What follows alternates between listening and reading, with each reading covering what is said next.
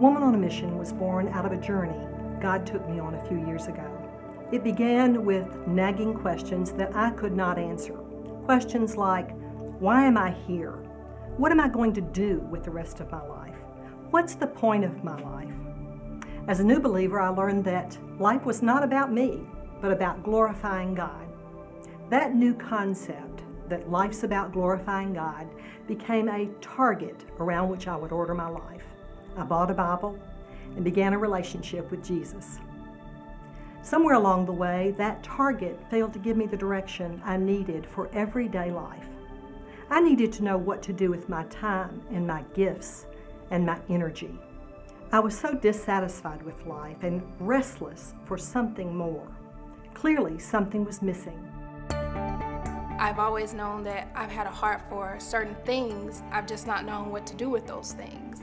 I still really didn't know what I wanted to do, what I thought God wanted me to do with the margin that was in my life. I had really been struggling with my profession, being happy in the work that I was doing.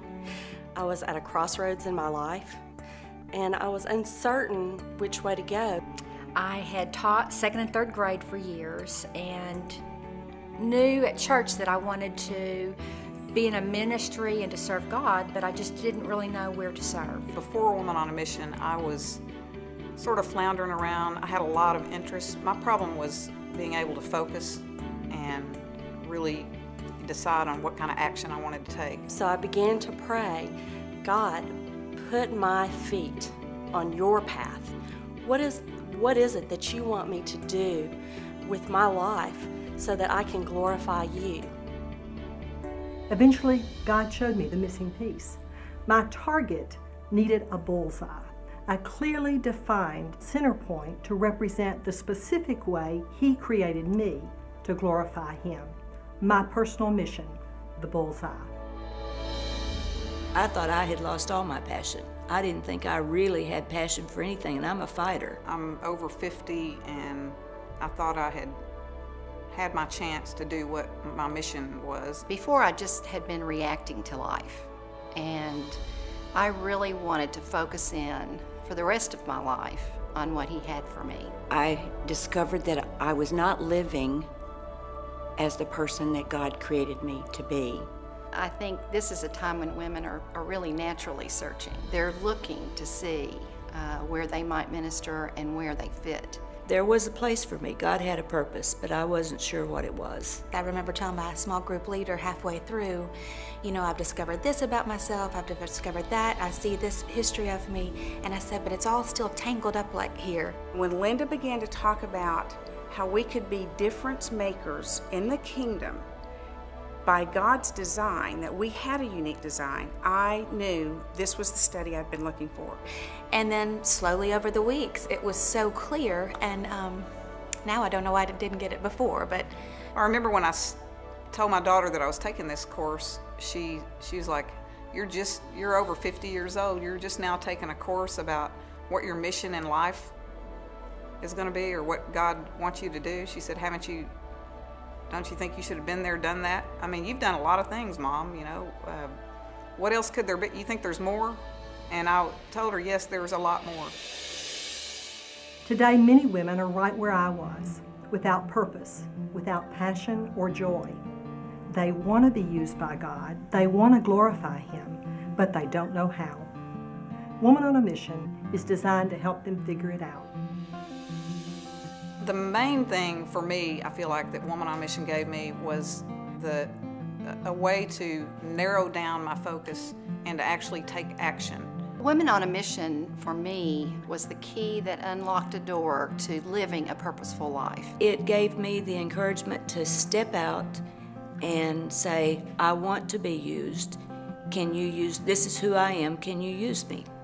It's helped me live more intentionally and less superficially.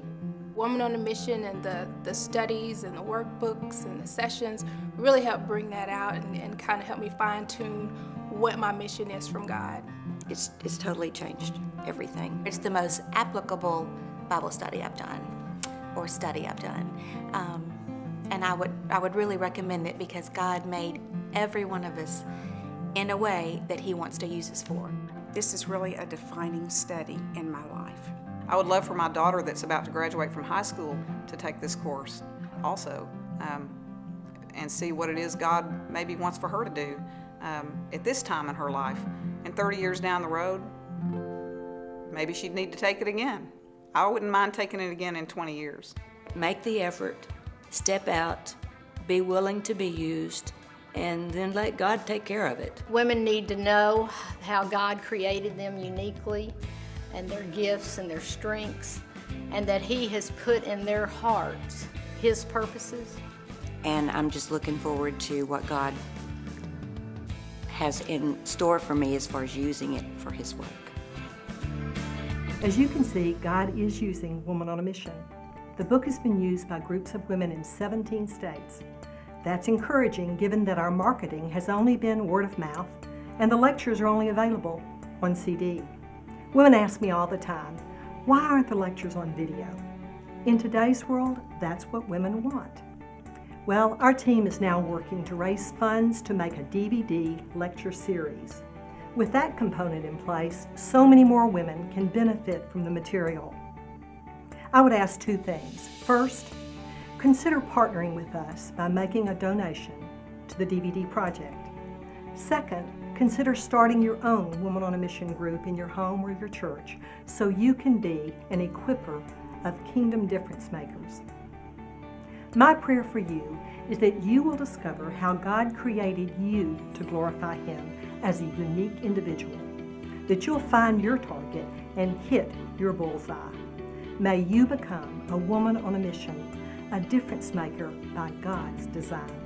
I'm Linda Slayton, and I'm a woman on a mission.